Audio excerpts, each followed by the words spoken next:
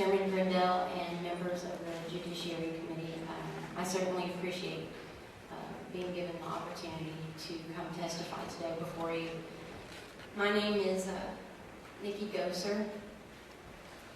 I'm here to support the passage of Ohio's restaurant carry bill.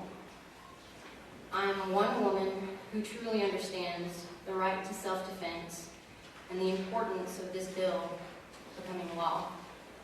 I'm here to tell you my personal story of tragedy and hopes you will see the importance of this bill also.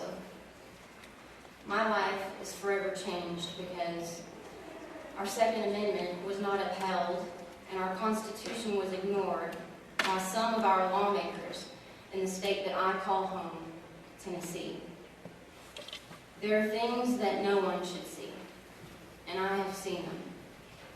On April 2nd, 2009, my husband, Benjamin Felix Gosser, was shot multiple times and killed at Johnny's Sports Bar right before my own eyes by a man who had been stalking me. My husband and I ran a karaoke business together out of Johnny's one night every week, and this man who was stalking me was one of my karaoke customers when I ran shows in other establishments downtown months prior. For whatever reason, this man became fixated and fascinated with me. He started coming on to me, and I had to tell him he was being inappropriate and I was happily married. Little did I know this was an answer that he simply would not accept.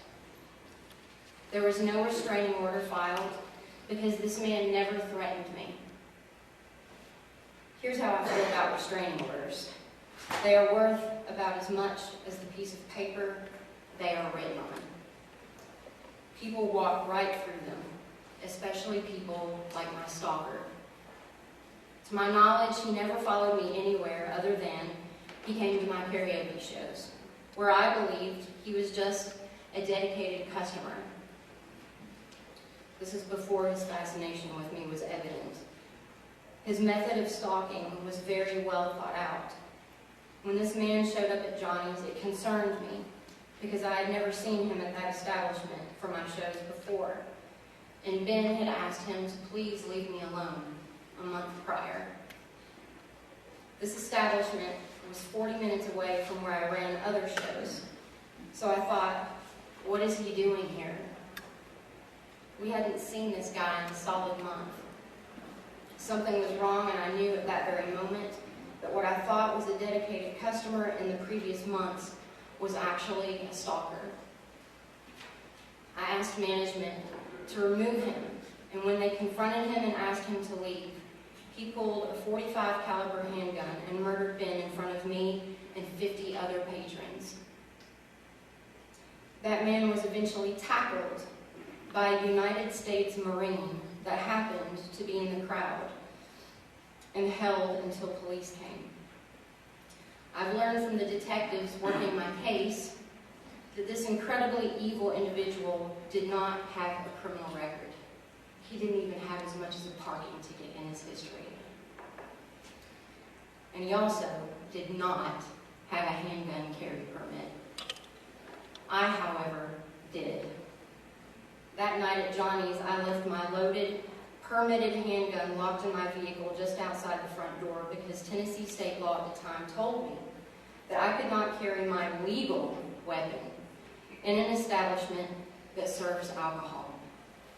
My gun could have saved my husband's life that horrible night. At the time, I was trained beyond what is required to carry a handgun for personal defense. Since my husband's death, I have taken it upon myself to get some of the best training Tennessee has to offer a civilian.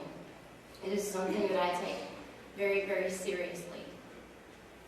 Since Ben's death, I've made it my mission to educate people on the importance of our Second Amendment rights. The founders of our great country saw that people who wish to do us harm would not be so successful if we as a citizenry were armed. It is a right to self-defense, not a privilege. I don't blame the gun that was used to kill my husband. I blame the person behind the gun. A gun cannot pull its own trigger. I hear people say all the time, but guns are made to kill. And I say, yes, a gun can kill.